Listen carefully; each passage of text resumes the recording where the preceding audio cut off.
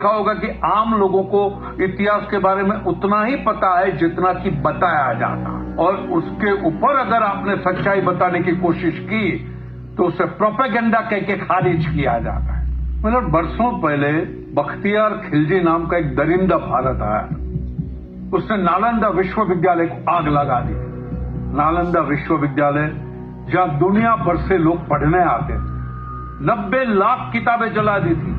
3 महीने तक आग जलती रही, हजारों विद्यार्थियों शिष्यों को काट के रख दिया, और असली भारत का इतिहास उस आग में स्वाहा हो गया। फिर आए अंग्रेज, उन्होंने भी हमारे इतिहास के साथ खिलवाड़ किया और जो मन में अनाप शनाप लिख दिया। और फिर आजादी मिली तो एक नया दुश्मन खड़ा हो गया, वामपंथ। और जाहिल वामपंथी इतिहासकारों ने अपने हिसाब से इतिहास को तोड़ा मरोड़ा और एक नया इतिहास रच दिया। आप देखिए मिलोड, हमें अंग्रेजों के अत्याचार के बारे में पढ़ाया जाता है, कभी मुगलों के अत्याचार के बारे में नहीं पढ़ाया जाता।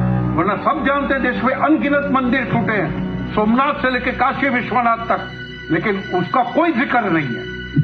अंग्रेजों ने 200 साल राज किया मिलोड, लेकिन कभी भी किसी मंदिर को तोड़कर गिरिजाघर नहीं बनाए।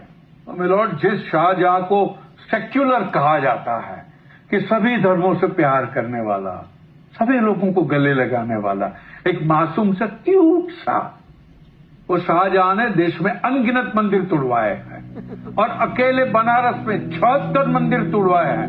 यही प्रमाण है शाहजहां कितना सेक्युलर था।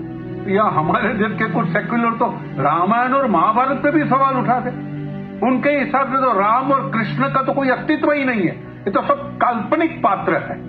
लेकिन उनके संदेह को मिटाने का काम हमारे आर्कियोलॉजिकल डिपार्टमेंट ने किया। उन्होंने रामायण और महाभारत के प्रमाण तो दिए और उन तथाकथित सेक्युलरों के मुंह पे तमाचा भी चढ़ दिया।